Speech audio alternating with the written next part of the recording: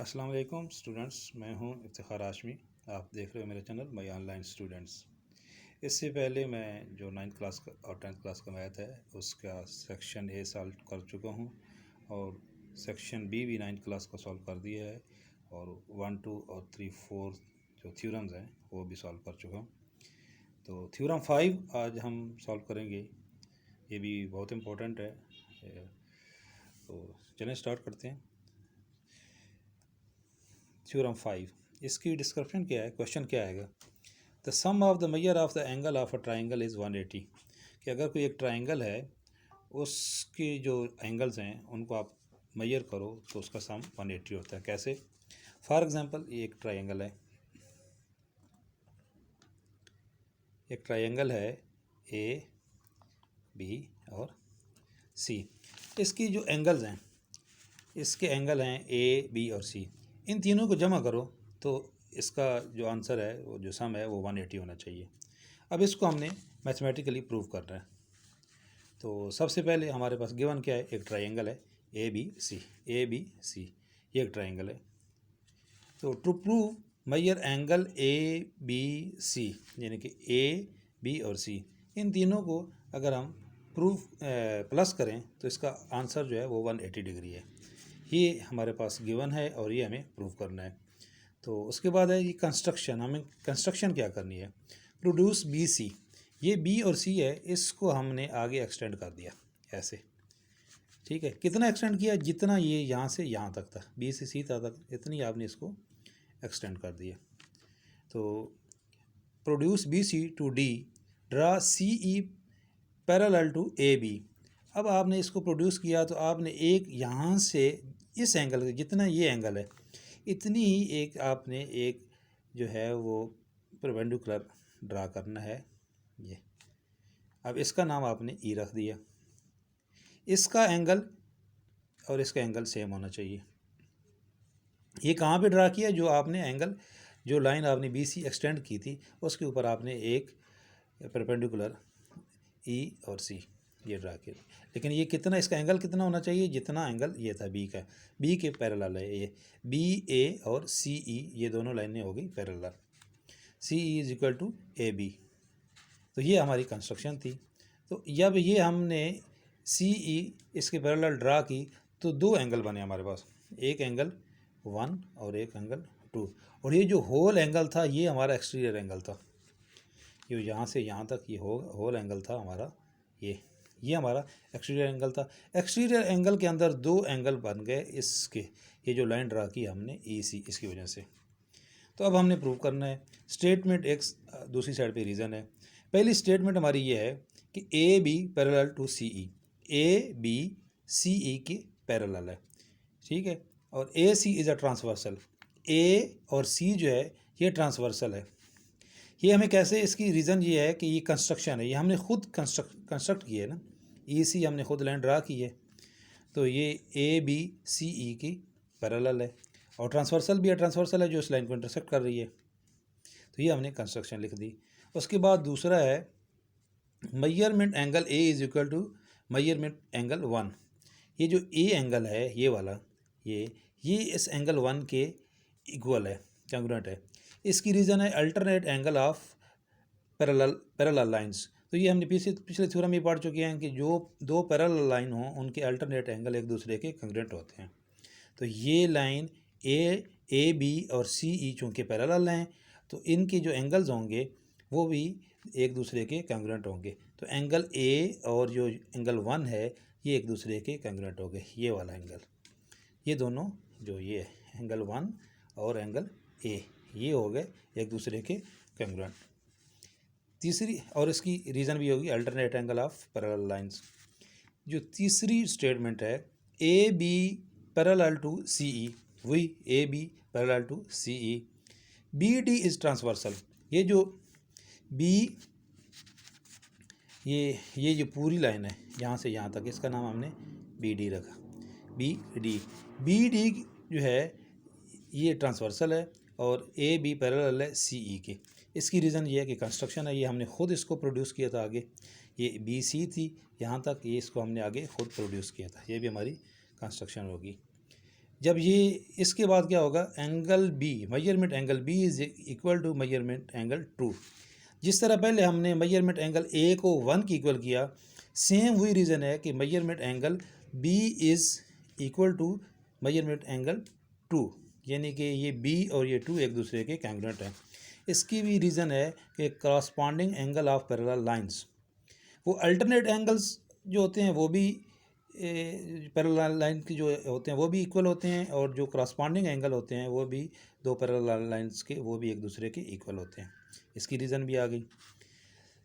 5 statement है हमारे पास कि measurement angle A plus measurement angle B is equal to measurement angle 1 plus measurement angle 2। क्यों? जब ए 1 के बराबर है और बी 2 के बराबर है, तो इसका मतलब है ये दोनों को प्लस करेंगे और इन दोनों को प्लस करेंगे तो ये भी दोनों एक दूसरे के इक्वल हो जाएंगे। इसकी रीज़न है एडिशन प्रॉपर्टी ऑफ इक्वेशन। क्या मतलब कि अगर एक इक्वेशन है उसकी एक साइड पे फॉर एग्जांपल एक साइड पे 2 + 3 है, दूसरे साइड पे 5 + 1 है, तो 3 और 2 ये 3 और 2 5 होता है, बल्कि 5 + 0 है फॉर एग्जांपल, तो इस साइड पे भी 5 है, इस साइड पे भी 5 है। कोई भी आप इक्वेशन ले सकते हो। 4 + 1 इज़ इक्वल टू 3 + 2, ठीक है, तो 5 इज़ इक्वल टू 5। तो अगर इस साइड पे एंगल ए प्लस बी, इन दोनों को हमने जमा किया, ये हमने पहले प्रूफ कर चुके थे, ए 1 के बराबर है और बी 2 के बराबर है, तो इसका मतलब है इन दोनों को हम जमा करें और इन दोनों को जमा करें तो वो इक्वल होगी इक्वेशन। तो इसकी रीज़न लिख दी addition property of equation. Number 6, adding measurement angle A C B to both side. अब क्या करना है हमने, ए सी बी ये जो एंगल है angle 1 A C B adding measurement angle A C B to both side, इसकी भी रीज़न वही है एडिशन प्रॉपर्टी ऑफ इक्वेशन। तो अगर हमने इस साइड पे भी ये जो measurement angle A plus B था और मेजरमेंट एंगल 1 + 2 था, इन दोनों साइडों पे हमने measurement angle A C B को ऐड कर दिया। कैसे? Measurement angle A plus measurement angle B, ये तो ऑलरेडी मौजूद था, इसमें हमने एडिशन कर दी measurement angle A C B.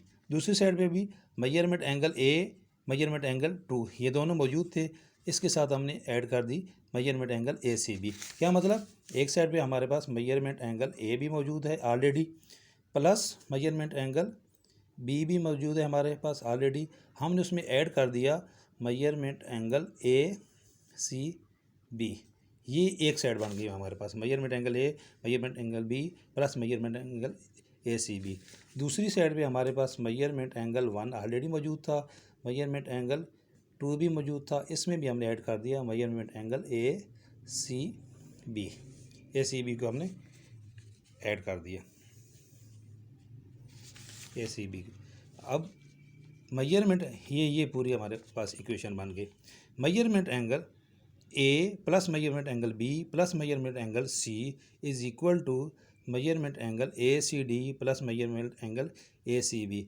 क्या मतलब कि इन तीनों को ये ए सी बी है, ये हमारे पास क्या है, ये हमारे पास मेजरमेंट एंगल 1 है, तो इन तीनों को हमने जमा किया तो 1 2 3 प्लस ए सी बी। इसकी जगह पे हम ये लिख सकते हैं measurement angle A plus measurement angle B plus measurement angle C is equal to measurement angle A C D plus measurement angle A C B. A C D कौन सी?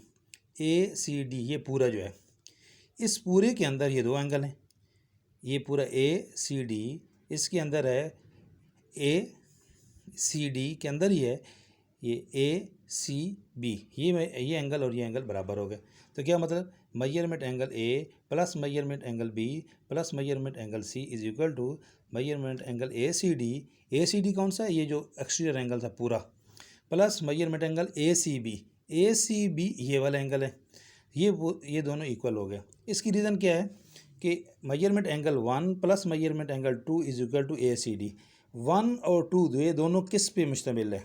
ए सी डी पे। तो जब 1 और 2 दोनों मिल के ए सी डी बना रहे हैं, तो इसलिए इसकी रीज़न है कि 1 + 2 is equal to A C D. तो ये रीज़न इस कि measurement angle A plus measurement angle B plus measurement angle C is equal to measurement angle A C D plus measurement angle A C B. ये statement थी, इसकी reason होगी। Number 8, measurement angle A plus measurement angle B plus measurement angle C is equal to 180 degree. ये कैसे पता चला हमें? Because measurement angle A C D plus measurement angle A C B is equal to 180 degree. क्या मतलब? ये पूरी line जो है ये 180 डिग्री की है, इसके ऊपर दो ही एंगल में, एक अगर इस पूरे को, इस पूरे एंगल को, इस पूरे को अगर हमने एक एंगल लें तो ये बनेगा ए सी डी, और दूसरा एंगल क्या बन जाता है? ए सी बी। क्या मतलब? एक ये ट्रायंगल थी, दोबारा मैं एक्सप्लेन कर देता हूँ। इसके ऊपर हमारे पास ये पूरा यहाँ से लेके यहाँ तक ये एक एंगल है ए बी सी और डी। ये जो यहाँ से लेके यहाँ तक था ये एंगल ए सी डी आ गया। दूसरा एंगल क्या बचता है? ए सी बी। जब हम कंस्ट्रक्शन नहीं की थी तो इसका मतलब है ये पूरा और ए सी बी ये पूरा, ये एक इस लाइन के ऊपर है। तो एक लाइन जो होती है वो 180 डिग्री होती है। तो ये क्या कह रहा है कि measurement angle A plus measurement angle B plus measurement angle C is equal to 180 degree. इसकी रीज़न भी क्या आ गई कि measurement angle A C D plus measurement angle A C B is equal to 180 degree. और इसकी reason है supplement postulate. Supplement postulate का मतलब होता है एक लाइन जो है, ये पूरी लाइन जो है ये 180 डिग्री की है। तो इसके ऊपर की जितने भी एंगल बने, 1 2 3 जितने एंगल बने, इन सब को जमा करो तो वो 180 डिग्री होना चाहिए। तो ये था हमारा जो थ्योरम 5 था। तो थ्योरम कंप्लीट हो गए। इंशाल्लाह इसके बाद जो सेक्शन बी है, मैं 10th क्लास का वो सॉल्व करूँगा। उसके एक एक क्वेश्चन की एक एक वीडियो होगी, देखते रहिएगा। अगर चैनल सब्सक्राइब नहीं किया है तो कर लें ताकि आने वाली वीडियो का आपको नोटिफिकेशन मिलते रहें।